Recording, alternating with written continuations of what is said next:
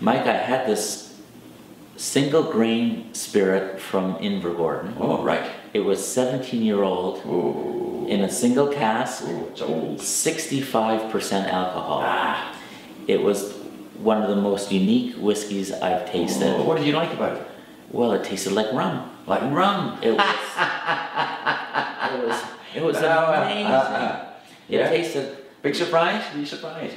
Very surprised, but for the power, for the percentage of alcohol, it was extremely smooth. Okay. Why were you surprised though? Because I'd never really had that before. I've had some grain whiskey. What were you expecting then? Well, I had read a little bit about it, and it said that it tasted like rum. So I thought that would be really interesting. That's the Invergordon. That's the Invergordon. What about other grain whiskies? Well, they tasted thin and sweet. Sweet. And they tasted to me more like bourbon. I thought there was a lot of corn in them. Right. So that was my expectation. Okay. And when I tasted this whiskey, I thought it was delicious, but it did taste a little bit like corn. Okay. But I know that Invergordon has column stills, and I know that they use it for blends, but I don't understand what a column still really is, and why it gives it that flavor, and why do they even need to use that? Well, might need a little lie down before I answer this one back. Okay, differences between grain and malt whiskey.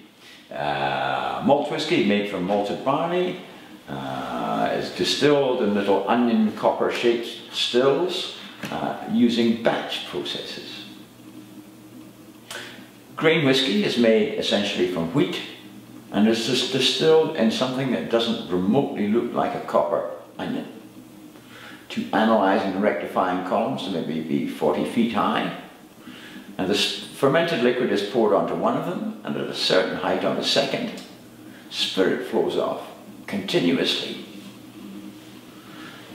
Plus the fact, grain distilleries are usually much larger than malt ones. Why is that? Well, it was a guy called Aeneas Coffey, who was a former excise officer in 1830, invented this alternative way of making whiskey in Scotland. And he invented it because he didn't like batch process. He wanted to go quicker, make more money. Anyway, he successfully invented the coffee still, or the patent still as it's sometimes called, and that enabled him to go quicker. The nature of the spirit, though, was slightly different from malt whiskey. It's not fair to compare the two. One is not worse or better than the other. They're just different. Malt whiskey has a huge flavour range, enormous. Grain whiskey has a much smaller flavour range. The good thing about it was, if you were a blender in the 1800s, you could take that consistent and light spirit and use it as the backbone for a blend, or like a tree trunk, if you like. Onto that you put branches, which were the malt whiskies, and lo and behold, you built a creature with its own personality and one that you could replicate. And that made the business.